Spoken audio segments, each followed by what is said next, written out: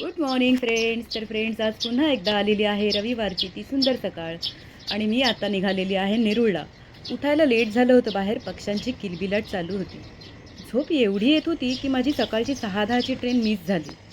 म्हणून मी आता 6:15च्या ट्रेनने निघालेली आहे. रविवारी नेरूळवरून जाऊन आल्यानंतर दिवसभरात ब्लॉग एडिट करायला अजिबात वेळ मिळाला नाही.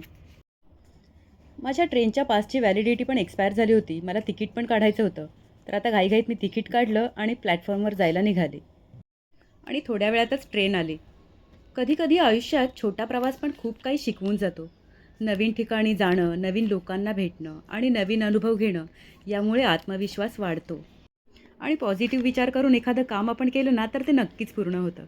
म्हणून नेहमी पॉझिटिव्ह राहा आणि आयुष्याचा प्रत्येक क्षण एन्जॉय करा, असं मला तरी वाटतं. कधीकधी आपण खूप छोट्या छोट्या गोष्टींमध्ये आनंद शोधायला विसरतो. खरं तर खुश राहण्यासाठी खूप मोठ्या गोष्टींची गरज नसते. स्वतःवर विश्वास आणि सकारात्मक विचार असले की मन आपोआप आनंदी राहतं. तर आता फायनली मी नेरूळला पोचलेली आहे आणि रिक्षामध्ये बसलेली आहे. आणि नेहमीप्रमाणेच आज पण मला महाराजांचं दर्शन होणार. तर तुम्ही पण माझ्यासोबत महाराजांचे दर्शन घेतच आहात ना? तुम्हाला एक सांगू, मला सगळ्या लेडीजला हे सांगावंच वाटतं की आपण बघतो घरातील प्रत्येक लेडीज दिवसभर घर, मूल आणि कुटुंबासाठी खूप काही करतात. पण या सगळ्यामध्ये त्यांनी स्वतःसाठी वेळ काढणे खूप महत्त्वाचे आहे. योगाचा सेशन कंप्लीट झाला आणि आम्ही सगळे जायला निघालो. माझ्यासोबत मॅडम होत्या. अंबिका योग कुटीरमध्ये प्रशिक्षकांना व्हाईट ड्रेस कोड आहे, म्हणून दर रविवारी व्हाईट ड्रेस वेअर करावा लागतो. प्लॅटफॉर्मवर उरण ट्रेन येऊन थांबलेलीच होती, पण ट्रेन सुटायला अजून अर्धा तास बाकी होता आणि मग मी द्रोणगिरीला पोचली.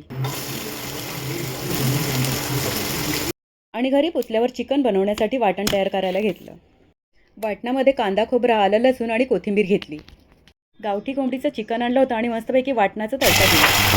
मला खरं सांगू, खरं तर माझ्या हातचं चिकन मला स्वतःलाच खूप आवडतं.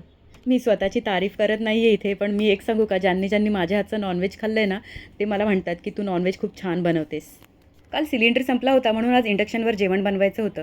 म्हणून आज चिकन कुकरला लावलं. आणि खरं सांगू, हा माझा कुकर आहे ना, मला खूप साथ देतो जेव्हा फास्ट जेवण बनवायचं असतं तेव्हा.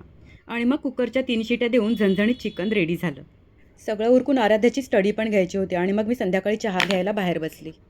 आणि तुम्हाला माझा हा व्हिडिओ आवडला असेल तर व्हिडिओला नक्की लाईक करा आणि चॅनलला सबस्क्राईब करायला विसरू नका. So okay, bye friends.